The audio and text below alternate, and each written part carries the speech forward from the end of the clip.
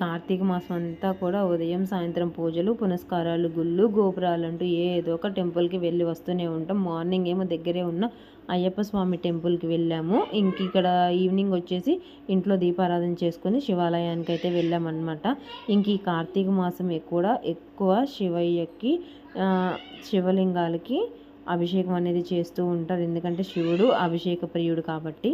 మనం ఏదైనా కానీ స్వచ్ఛమైన మనసుతో చేస్తేనే భగవంతుని ఆశీస్సులు అనేది మనకి ఎప్పుడు కూడా ఉంటాయి. ఇంకే బయట చూస్తేనేమో ఫుల్గా వర్షం పడుతుంది. 3 రోజుల పాటు తుఫాన్ అని చెప్పారు. సో వర్షంలో తడవకుండా పిల్లల్ని జాగ్రత్తగా చూసుకోవాలి. నాకు మార్నింగ్ స్కూల్ లేదని తెలియక పిల్లల్ని అయితే స్కూల్కి రెడీ చేసేసానమాట. ఇంకా తర్వాత అయితే స్కూల్ లేదని చెప్పారు. మా పిల్లలకు కూడా టెంపుల్స్ అంటే చాలా ఇష్టం. ముఖ్యంగా మా బుడ్డోడైతే పులిహోర కోసమే టెంపుల్కి వస్తాడు. ఈరోజు 1కి 2 సార్లు పులిహోర అయితే తినేసాడు.